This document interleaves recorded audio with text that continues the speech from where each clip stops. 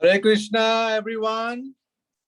So today Mukta Sangha Prabhu is not there, but we are so fortunate to have our Misty Mataji or Anushka. You know, her name itself says is very sweet. Misty means sweet. She's a very sweet girl and always bubbly. Wherever she is, she brings life to the whole group.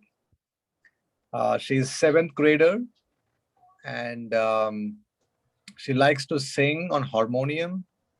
She likes to, and one good thing about Misty Mataji or Anushka Mataji is she makes it a point to go to the temple. And last time when we went to Detroit, to Farmington Hills, she was right there. And when the Aarti was going on, she was counting all the devotees so she can make prasadam. So she has that wonderful service attitude too. So Anushka Mataji is very, very sincere, very dedicated, and very sincere devotee.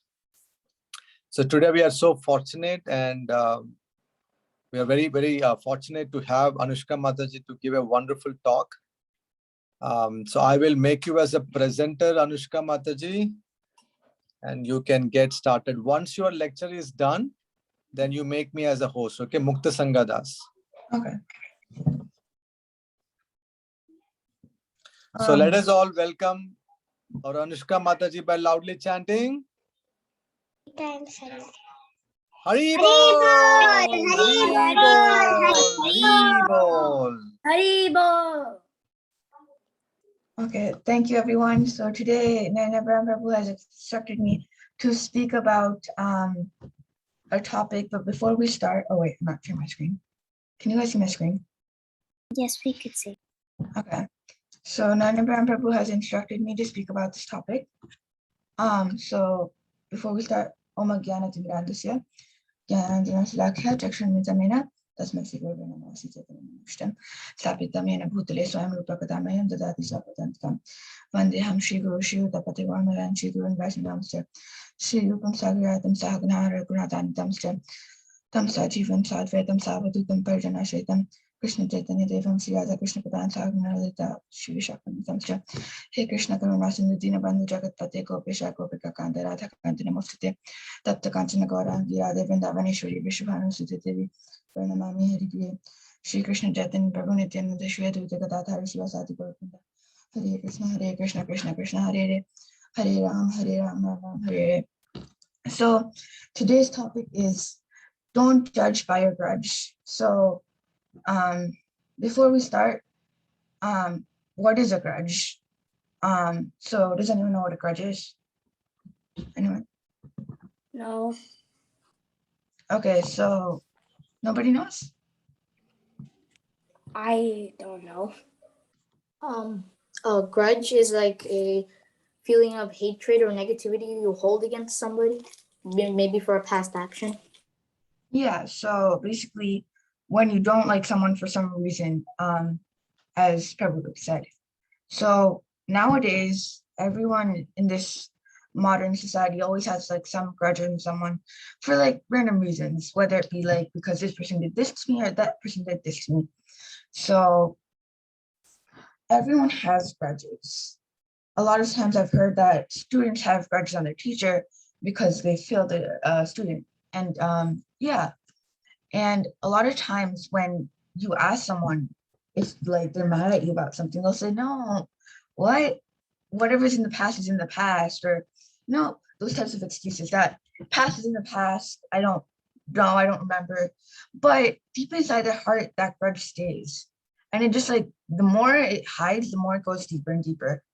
And those people who carry grudges, it drains them. Like it takes away all their energy. They can't focus. And it makes your life abnormal. Like Kamsa, he always thought about Krishna, like, oh, Krishna, what if he's like near Mathura right now? Oh my God, what if Krishna's doing this? What if Krishna's doing that?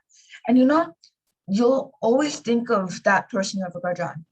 And you know, there's a quote, one who angers you conquers you. They hold your remote control. It makes you so frustrated.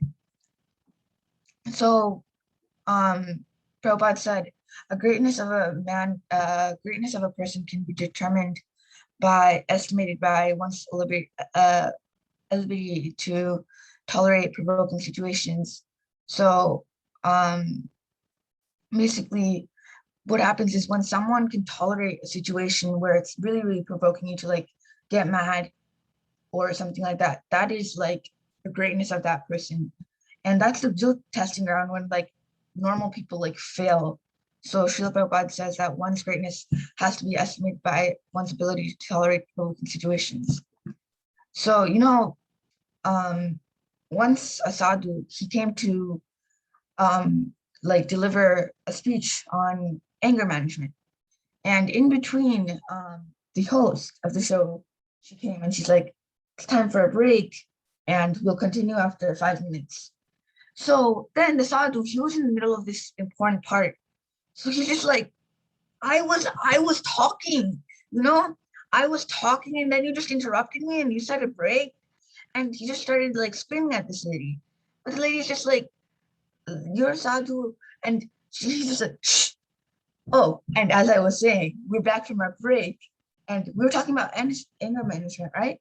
So a lot of times, even great people or so-called sadhus, they react in these provoking situations.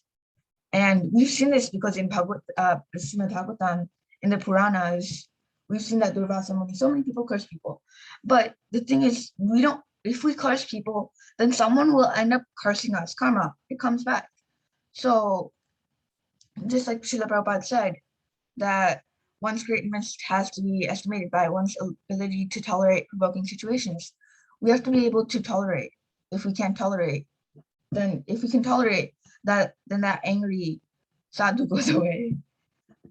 So in the chronicles of the devotees of Ram, there's one devotee. His name is Samartha Ram Das. So this devotee, he was giving a class on Ramayana, the Sundarkand. And he's the Samartha Ram Prabhuji, he's such a good devotee that Hanuman comes and he's also listening. He's sitting there. And you know, everyone's listening. And then so in Sundarkand, what happens is that Sita, like previously in the last episode of Ramayana, what happens is that Sita was kidnapped. And now Hanuman was sent to search for Sita. So we can see actually, quick fun fact is that Sundarkand is called Sundar because actually there could be so many names for Sundarkand, but Valmiki, he calls Sundarkand Sundar because Hanuman, he was so beautiful, you know? So that's the reason Sundarkand got called Sundarkand. But anyways, back to what we were talking about. So Samatram Prabhuji gives a class and he starts describing that when Hanumanji came to Ashok Vartika, so pretty. Honestly, I was reading Ramayana the other like day, and Sundarkand is like, Ashok Vartika, where Sita Devi is kept. It's so pretty, and well, it was till like Hanuman like oiled up the whole Lanka, and then suddenly it was on fire. But anyway, so basically, he starts talking about that the white flowers in the garden of Ashok Vartika, and he just says that, and then Hanuman says, Prabhuji, the flowers weren't white, they were red. So Samatram Prabhu's like, no, Hanuman, my guru, he told me that the flowers in Ashok Vartika, they were white. But Hanuman's like, no, I was there. Samatram Prabhuji, I was there. I went there for one day. So he's like, no, I heard and my guru said, and my hearing is perfect, so I know, you know? So then suddenly Ramayana became like so much more interesting because Hanuman and Samatram Prabhuji were like debating. So everyone woke up. The people who were sleeping, they all woke up like, what's happening now? So then Hanuman just like, they're red. And Samatram Prabhuji is just like, no, they were white. And this divine debate starts. And everyone's like, no, this way, that way, this way, that way, this way, that way. And so finally they decide that, you know what? We have to be peaceful people. We're peaceful brahmacharis. So they decide that let's call Sita Devi because she stayed there for like a year almost. So she should know. So they both start meditating on Sita Devi, Mother Sita. And Sita comes and she says that So wait, basically this is what happened, right? And then they're like, yeah. And they explain, and then Sita's like, what? Hanuman, you saw it wrong. It was blue. So now the three of them start arguing. Now everyone who was, the people who were still sleeping, they all also woke up because, class just became like so much more interesting. So they also woke up. And now there's this divine debate going on that Sita's saying the flowers are blue, Samataram Prabhuji was saying it's white, and Hanuman was saying it's red. So it's just like, who's right? Who's right? So it's this divine debate. So then finally, they decide that there's only one way to solve this. You have to call Ram. And so then they start meditating upon the absolute truth, Lord Ram. So Ram comes and he says that, Sita, you are correct. Hanuman, you're also correct. But out of all three of you, Samataram Prabhuji is most correct. Samataram Das is most correct. So Hanuman just like, but we were there, he wasn't there. Sita stayed there for a year. I stayed there, I went there for a day, I went on a quick visit, and he's correct. How is this possible? So Ram just laughs, like, and then he says that, Hanuman, you were so angry at Ravan that everything you saw was clouded in that emotion of anger. So everything you saw was red. And see that in separation from me, you saw everything as blue because blue is the color of sadness. But Samartharam, seeing from the pure eyes of his guru, he understood that it was white. So basically what we can learn from here is that, and the moral is that sometimes an emotion clouds us so much that it like stops us from seeing the truth. Obviously Hanuman's anger was spiritual, but ours is in tamogun, ignorance, darkness. So when we have a grudge, we can only see the grudge. It's like if for some reason, I don't know why someone would do this, you put a TV outside your window, but you look outside the window thinking that that's not a TV. You think that there's actually people arguing right out, like on this third floor for some reason, somehow levitating in the sky. But you're actually seeing the TV. You're not seeing outside. So we keep seeing that TV of pain and grudge, but we don't actually look out the window. So you don't understand the difference because that grudge clouds you so much that you stay in that darkness. There's a quote. It's fist can't be used to shake hands. If you have a clenched fist, I'm not sure you can do a fist bump, but you can't shake hands. You can't have a friend, no? So you must let go of that fist to shake hands, to be friends. So unless you let go of your grudge, unless you let go of your ego, because when you have a grudge, it's based on your ego that this person did not respect me. That's why I have a grudge. It's not because this person, I'm so humble, and this person gave me too much prasad, so I'm gonna have a grudge on you. No, it's because of your ego. So once you let go of that fist, you suddenly have this hand to invite a new friendship. So explosive or implosive. So these are, this is scientific terms. Explosive means those people who explode. So when someone explodes, that's basically when they're like shouting when they're angry, or maybe they're getting like mad, or they're starting to, I don't know, punch you. So that's the explosive mentality. But others, implosive, it means inside. Oftentimes it means inside your head. It's more of like a mental thing, the root word. But that means basically they burst inside their head.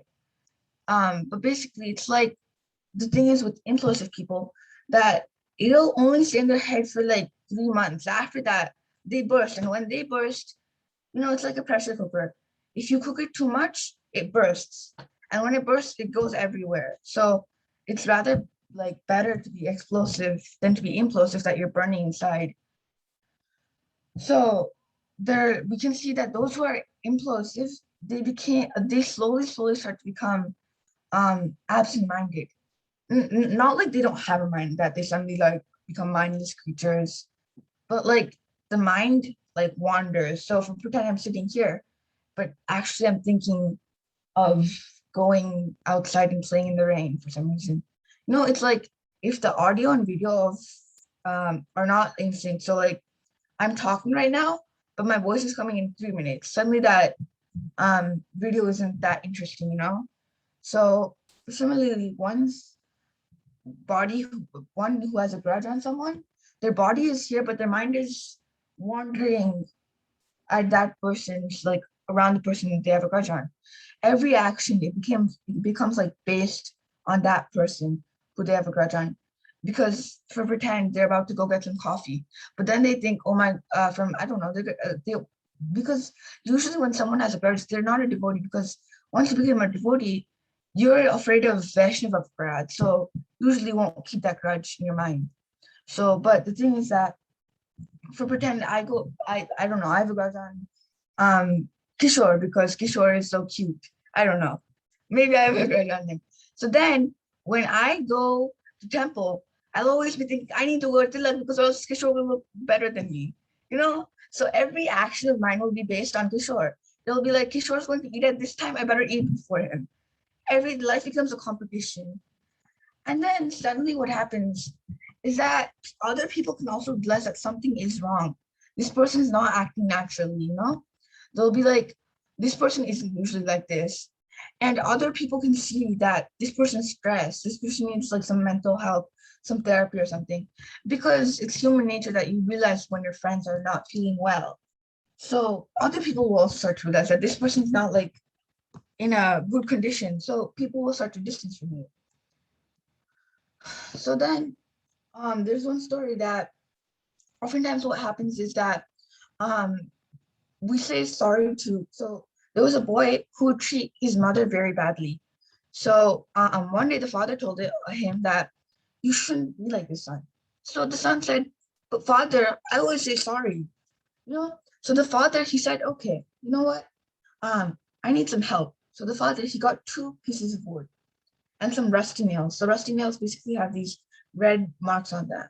So then the son, he asked the son that please nail these boards together, these planks together. So upon the father's request, the son did as told. So then the father suddenly said that, actually, you know what, can you unseat them? So the son, with great effort, because rusty nails are really hard to take out. So with great effort, actually the normal nails, but he took them out very carefully.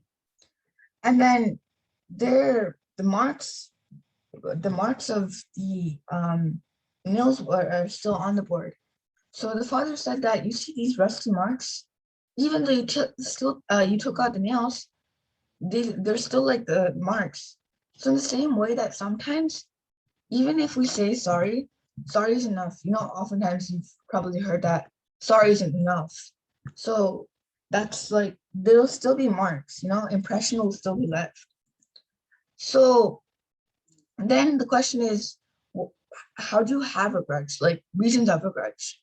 To like, you know, you have to know the problem before you can find the solution. So reasons of a grudge. So number one is incomplete information. So what is that? Well, basically one time, one Prabhuji, he was at the temple and he was about to go, and then he went up to Amogila Prabhu and started crying that I'm leaving this temple. And Prabhuji just said that, why? What happened? Because this person looked very, very distressed. So he asked, what's wrong? So Prabhuji said, I was about to sing, this other Prabhuji said that I was about to sing when a person came up to me and told me, don't touch the mic. And now I'm leaving, you know? So Prabhuji, Amogila Prabhu, called that Prabhu and he said, why did you say that? Did you really say that? So that Prabhuji said, yes, I told him, because the thing was the mic wasn't functioning properly. And I didn't want him to sound weird. And if he's saying the mic would be really wobbly and everyone would think he's having some voice problems. I didn't want that. So oftentimes we don't realize that there's a reason that this person's saying something. We just assume that this happened. This has to happen, you know? So we just saw that one reason for grudge is that because of incomplete information, when you don't know something. The next reason is attachment. So at the end of the Mahabharata, war, Dhritarashtra, he holds this big grudge against Bhim for killing all of his sons. So when Bhim, actually there's a video in the Mahabharata series that Bhim comes up to Dhritarashtra and he says that Dhritarashtra goes up to Bhim and he says, "Come and give me a hug, Bhim." So Krishna, he says, "Grudge." So Krishna, what he does is instead of taking Bhim there, he pushes this statue of Bhim, this idol, in which Duryodhana used to practice wrestling and boxing. So Dhritarashtra, he goes and gives Bhim a hug, and such a hug that he squeezes like the rock, it starts to break. That was Dhritarashtra's strength. So he broke Bhima. So immediately, Dhritarashtra, after realizing that Bhim was like not in his like hands, he starts crying, "I'm so sorry. This is an action. Bhim, Bhim." And after 2 minutes, Krishna says, "Don't worry, that's only an idol." So suddenly, Dhritarashtra's like, "Oh, oh, oh, oh, yeah." So basically, when attachment's taken away, when something that you like is taken away from you, that leads to a grudge. Oftentimes, there's an example that when someone takes away ice cream for a kid or a doll from a kid, they say it's as easy as taking away a lollipop from a kid, because that kid starts to cry, you know. So that automatically gives a grudge.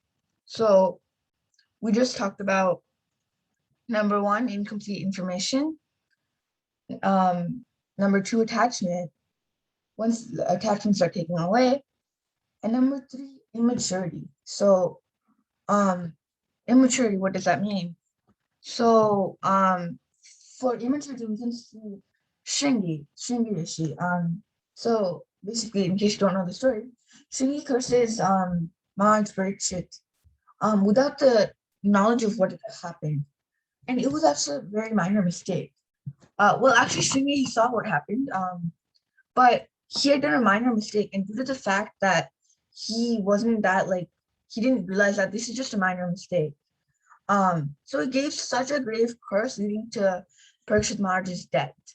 I'm not sure how many of you know that story, but it's a very beautiful story. If you don't know, you should read it. And then number 4, when expectations are not met, then also you can have a grudge, because we see that Maharaj Drupad and Dronacharya, they were both best friends in Gurukul. Drona was a Brahmana, Dronacharya, the teacher of the Pandavas later on. And Drupada, she was a Kshatriya, later to be king, and father of Draupadi and Drishti. So Drona and Drupada, they were both great friends. And during their Gurukul years, Drupada had promised that whenever you need something, you can always reach out to me, and I will always be there to help you. So then what happens is years pass on, years and years and years and years. And then Drupada marries Kripi, nice, and then they have a kid. And then that kid, Ashwatthama, who we later see in the Mahabharata, a very important part in the Mahabharata, and the birth of Maharaj Parikshit. Basically, what happens is Ashwatthama, the Brahmin, like Drona was so poor that he didn't have enough money to buy Ashwatthama milk. So he goes to Drupada and asks that, please give me some milk. But Drupada he just says that, and then he's like, remember your promise to me when we were back in Gurukul and we were friends? So Drupada, he starts laughing and laughing and laughing. And he says that, friends, if you just wanted milk, you could have asked. You don't have to make up stuff that we were friends a long time ago. So basically, he makes Drona into the laughing stock of the whole kingdom. So when Drona was training the Pandavas, his goal was to raise them so he could fight Drupada. So that would be their Guru Dakshina. And that later on led to Drupada having a grudge on Drona, and then Dushiduna killing Drona. But that's later on. Anyway, so then how to take care of a grudge. We talked like so many ways of having like what are like reasons of grudge. So now how can you take care of a grudge? So well, the main thing is that you have to realize before you can try fixing something, you have to figure out that there is a problem, you know? So then you must see that this friendship, this like, I don't know, whatever, this relationship is more important than my ego. And that you have to value that friendship or relationship or whatever more. And you have to see the bigger picture in mind that like, if I don't be friends with, if I have a grudge with my brother forever and ever, how are we supposed to ever talk when we grow up? So there's one story about an elephant who serves Balaji, Tirupati Balaji. This elephant was bringing food to fruits to Balaji on his back. So on the way, he encountered this pig and his little gang of some sort. So he said that the pig said to the elephant that, "Oh, elephant, you little small thing, come try to fight me in my army." So the elephant said, no, Prabhuji, you're so big, I'm so small. So the pig said, I said, come fight me. So then the elephant is just like, no, you're too big for me to fight.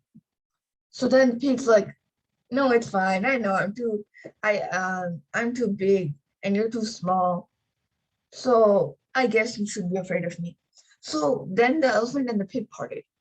But there was also this other elephant who was watching, a she elephant, like another elephant, a female elephant. So she says that, why didn't you crush the pig? You're so big, so why didn't you? So the elephant says that if I had crushed the pig, I would be smeared in like blood. There would be blood all over my legs. And then I would have to go shower and the bhoga wouldn't reach on time and I wouldn't be able to serve. So just like this elephant, we have to see that there's so much more we could do.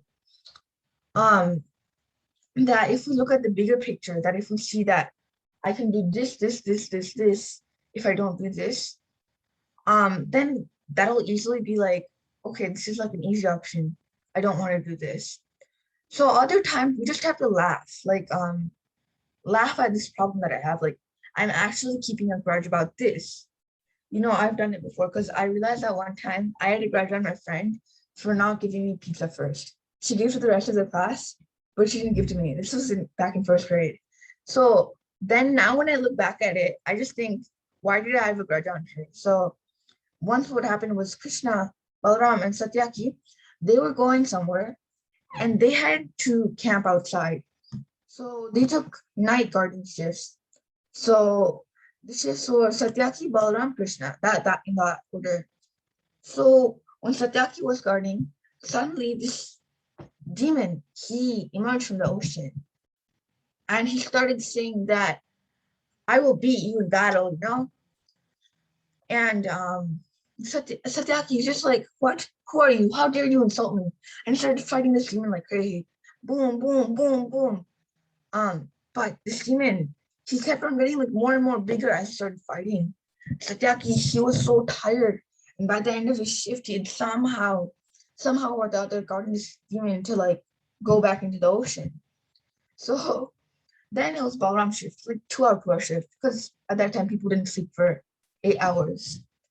They slept for like very less time. So Balaram, he also started his shift and he saw that this demon emerging from the water. So Balaram said, who are you? So he's like, I'm the one who will defeat you. So Balaram got very angry. He started hitting the demon, pow, pow, pow, pow, pow. And then this demon kept on getting bigger and bigger.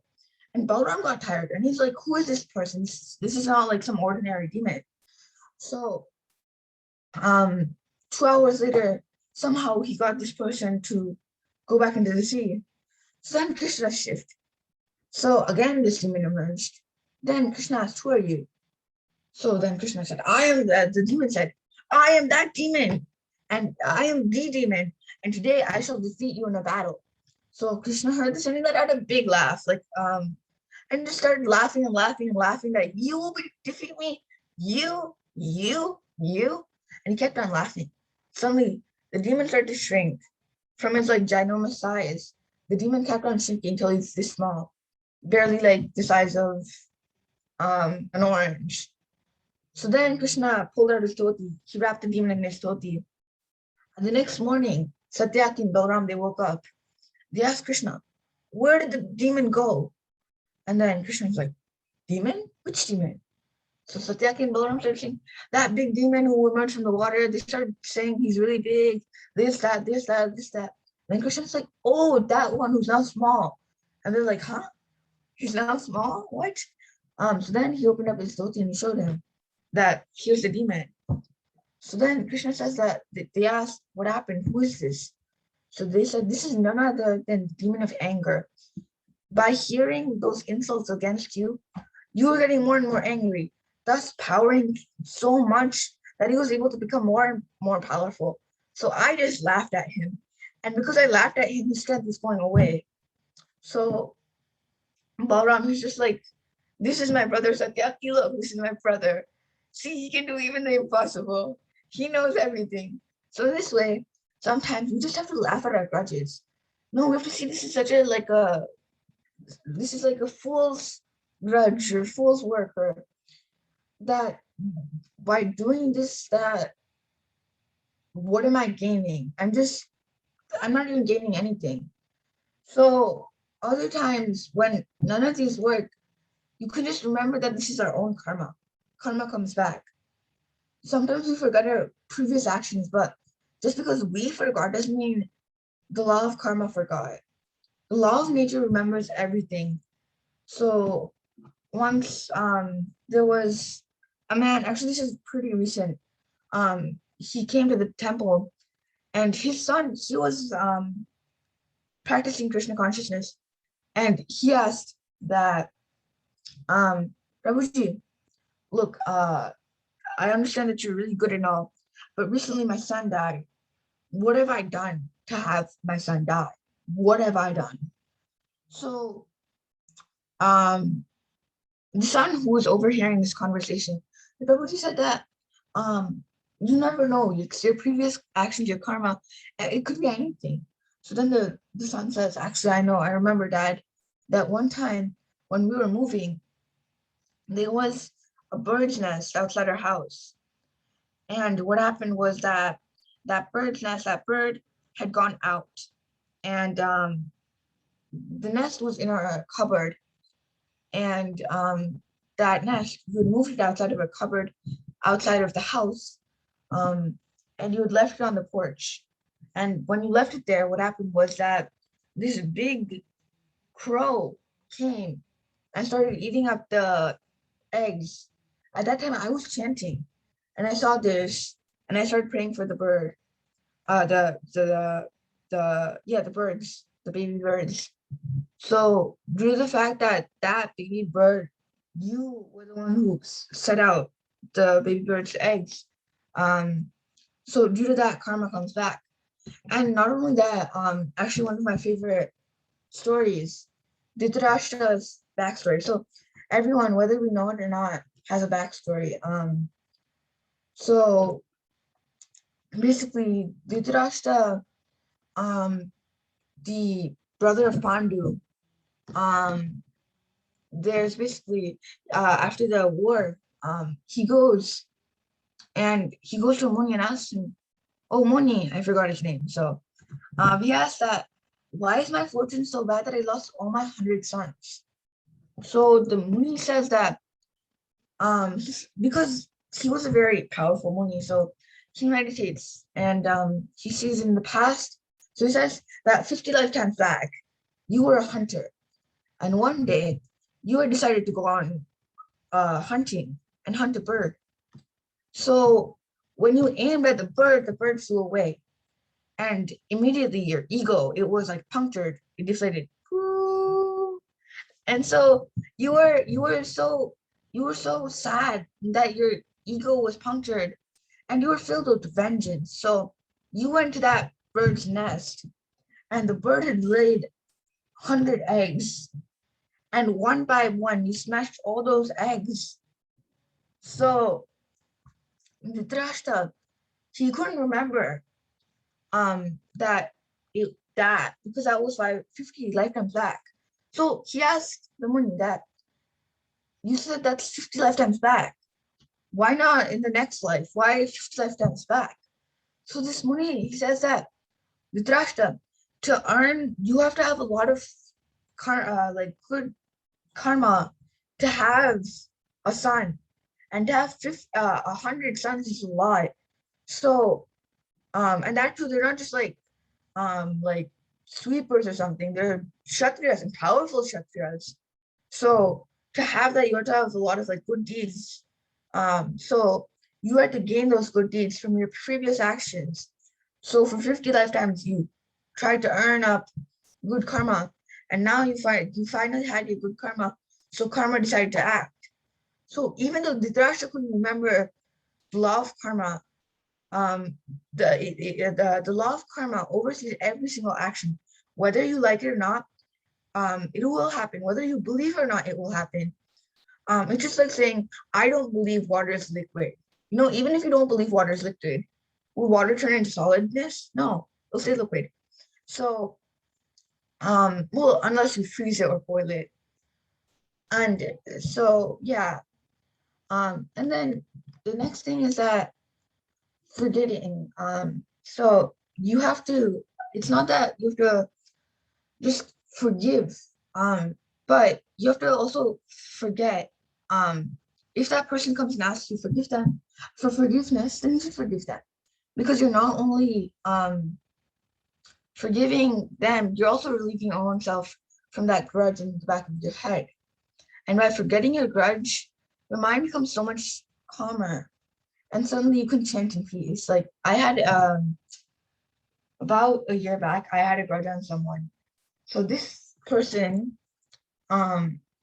she had somehow doubted my she had basically, long story short, there was some fight amongst us.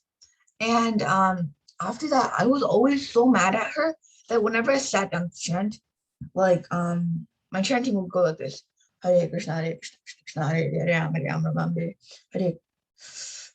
Oh my God, she did that. How dare she do that? And then I'd stop for like 15 minutes, and then I'd start chanting again. And then my one round just took me like about 30 minutes to do, like where it takes 7 minutes for me, 7 for like amount. Like right now, I take like 5 minutes to chant a round, but then it took me 30 minutes to chant one round. So from doing my normal 4 rounds, I'd gone to doing like only 1 round per day. So that was the amount of like concentration my like mind had lost, because of the fact that I was like always like thinking about this one person, that how dare she do this to me? How dare she do this? How dare? And that was the one thing whenever I was chanting, how dare this happen to me? How dare this person do this? How dare? And that was like throughout my whole entire like chanting, that was the one thing on my mind. So Radhanath Swami says that one should not only tolerate insults and harsh words, but also forgive with a peaceful mind. So basically, thank you for tolerating me. And does anyone have any questions? Any questions? No. I have a question. Yeah. So, from the Mahabharata, where Gandhari curses Lord Krishna, why does she hold that grudge against her, although she knows that it was Krishna's ultimate plan? So for Gandhari, she held that grudge because Krishna knew this was happening. Krishna knew that that this will happen, but yet Krishna didn't do anything. So the thing is that when someone's mind is troubled, her actual grudge was not on Krishna. Her grudge was on the Pandavas, but the thing was, her mind was so troubled by the grudge that on the Pandavas that she cursed Krishna instead. Does that make sense? Okay, so she didn't have the same faith in Krishna as the Pandavas did. Yeah, sort of. Yeah, okay, thank you. Kishore? I really liked your class. Thank you, Anushka Didi. No problem.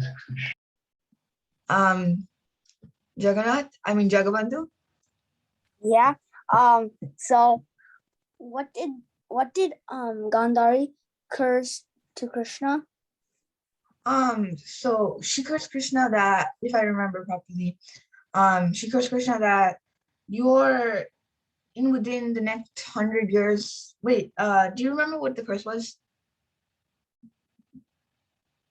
Vinayak Prabhu? Hello, Hare Krishna? Oh, you're asking me? No, I'm asking, sorry, I said Vinayak Prabhu. Sorry, Viraj Prabhu? Me? Yeah, do you remember what the curse Gandhari gave to Krishna? The which one? The curse? What she, Yeah. yeah. Yeah, that the curse is that like after 36 years, the Yadavas will go drunk with wine and kill their entire race, like kill each other. Yep. Okay. Hare Krishna. Any other questions?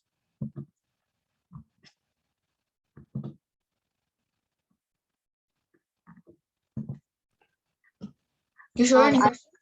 Yeah, Oh. I would just like to comment that this was a really great class. It was filled with so much information about relieving grudges, and I really liked it. Thank you.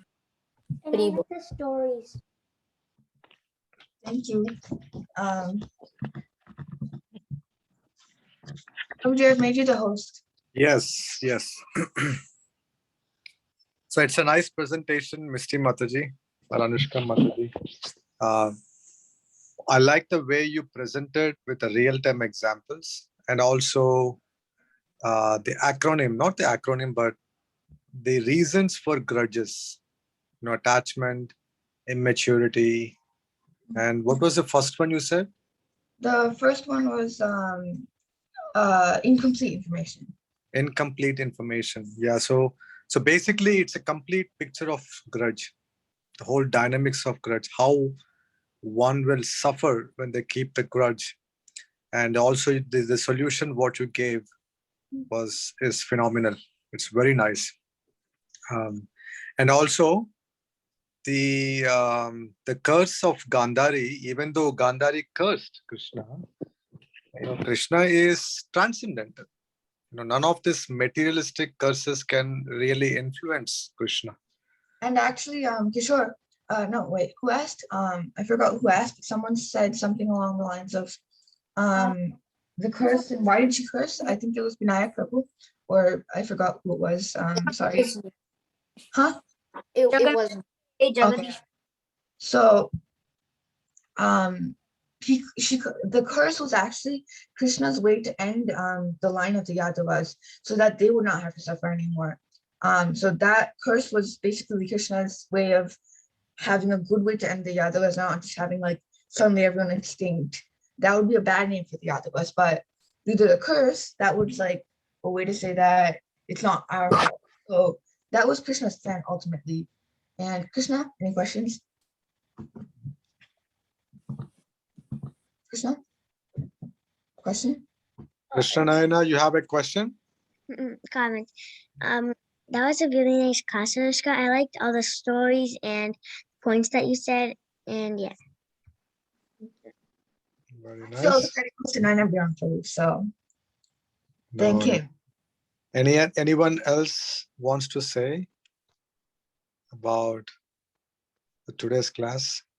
Or any questions or comments? I have a comment. Yes, Sananta Leela. The class is really good. Thank you. Good exam. Very nice. As Anushka Mataji rightly said, Krishna did not want his devotees to suffer in this material world. So even though none of the curses of this material world can influence Krishna, but still he will accept it. Not to prove that I am also part of this material world. It's just that he wants his devotees to leave this miserable place and go back to their respective destinations. Overall, Anushka Mathaji, it was a wonderful presentation. Yes, Anandamayi, you want to say something? Yeah, it's a comment. Hare Krishna Anushka, that was a really nice presentation about grudging, and the examples you gave really helped me understand about grudging, and the examples you gave, like the stories and all, it was very easy to understand. Thank you so much. Hare Krishna. Thank you, Anandamayi. So again, Anushka Mathaji's parents, Ananta Vilas Prabhu and Anupriya Mataji are very exemplary. Ananta Vilas Prabhu is the humility personification. He is a very sincere devotee. If Anushka Mataji has done so much or is doing so much, part of it is because of her parents also. The way it is said that the kids learn the philosophy from recitations or memorizations. That could be only 50%. But the remaining 50%, it's based upon the observation. The observation, especially on their parents, how my mom and dad are reacting. By seeing that, they will learn a lot. So Anushka Mataji is so blessed to have a wonderful parents. So you should go and thank your mom and dad, Anushka Mataji. At the same time, the wonderful Sangha, what they have in Farmington Hills, is it's a proof that devotee kids needs good association. And I'm sure you all have watched that video which I posted, and you can see how vibrant the community is, especially with a lot of kids there. So very nice, very happy to hear you, and I hope to see you again in this class. And I'm sure Mukta Sangha Prabhu also will hear your lecture and send the feedback. Either he'll call you or he'll send an email. If anyone else wants to say anything, we will give some time. Otherwise, we can end it here. Krishna Kishore Prabhu, anything? No one? Kishore, you want to say something? I also like the stories. Thank you. You like the story. Very good.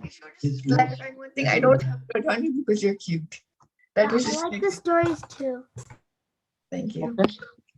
All right, so we will end it here, and then again we will continue our Pauvaganda Pravachan 2 weeks from now. Okay. Hare Krishna, Anushka Mataji ki. No, Jai. Jai, Haribol. Hare Krishna.